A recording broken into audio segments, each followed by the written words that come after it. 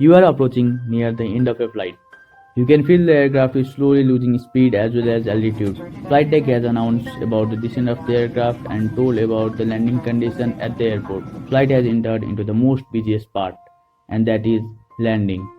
Pilots and cabin crew are busy in configuring aircraft for landing. Flaps are down and set for landing, and you can feel the landing gear is coming down and locking in its position. The aircraft is very near to the runway and about to do touchdown. But all of a sudden, the aircraft engine powers up and aircraft start gaining altitude, and the landing gear is coming up. Next thing you know is that pilot has aborted the landing and conducted a go-around. But why? And is go-around necessary for the aviation industry? Let us know something about missed approach and go-around in this video.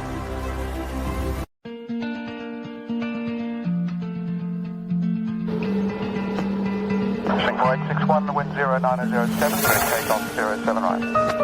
Runway 07 right, Singapore 861. Missed approach or a go-around is a completely normal maneuver in the aviation industry. Pilots are encouraged to conduct go-around or a missed approach at any point of time when they are not satisfied with the landing condition at the airport or are not comfortable to land the aircraft at that point of time. So, how does the aircraft conduct a go-around? When either of a pilot is not satisfied with the landing condition at the airport or is not comfortable to land the aircraft at that point of time, then the pilot spell go-around. Once the go-around being told, the pilot in command increase the thrust of the engine to full, pitch the aircraft toward the sky and start climbing, and the pilot who is not in command pulls the lever of the landing gear toward the up position. The pilot also changes the flaps position according to the speed of the aircraft. Then the aircraft circle away from the airport toward the last waypoint in order to make another attempt for the landing. There are many reasons behind pilot conducting go-around or a missed approach, like bad weather condition, aircraft not aligned with the runway at the last moment of time, aircraft is flying at very low speed, the altitude of the aircraft is very high for the landing, and many more.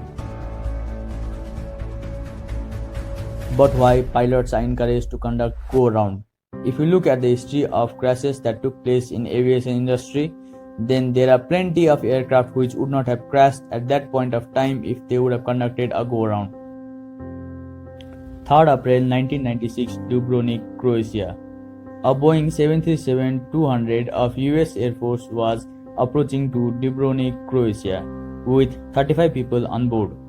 The weather was very bad and visibility was very low. While doing the approach, aircraft ended up striking to a hill and crashed, killing everyone on board. The crash site was 3 km north to the airport. If at any point pilot would have conducted go-around, then the flight would not have crashed and the 35 people would not have lost their life. 12 March 2018, Nepal. US Bangla Flight 211 was inbound for flight from Dhaka to Kathmandu when it crashed shortly after landing at Tribhuvan International Airport, Nepal, killing 51 people on board.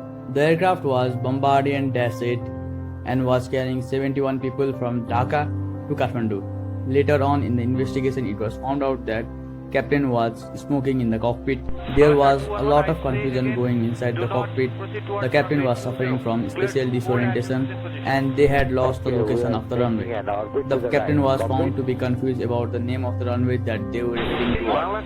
And despite all the go-around call given by air traffic controller to the captain, US Bangla 211 attempt landing and touchdown at middle of the runway at Tribhuvan International Airport. But the aircraft was not properly aligned for the runway, due to which it suffered runway excursion and 51 people died. If captain or co-pilot had conducted go-around at any point of the time, then this scenario would not have come. The flight would have safely landed. Previously, aviation industry doesn't support go-around much, but now the scenario is different. Both pilot or co-pilot are encouraged to conduct go-around at the point when they are not comfortable for the landing. Recently, a Airbus A380 of Etihad Airways has made a criticizing landing at Heathrow Airport. The aircraft landed at very high crosswind. Other people praised the skill of the pilot, but Etihad criticized pilot for not conducting go-around and keeping hundreds of people's life in danger. Next time your flight conduct go-around, rather than being sad for not arriving at the destination on time, be happy that the pilot had followed the proper procedure and keep safety above time. Thank you everyone for your valuable time. Hope the video might have been informative for you. If you like the video, please press like, share and subscribe to my channel. And don't forget to hit the bell icon.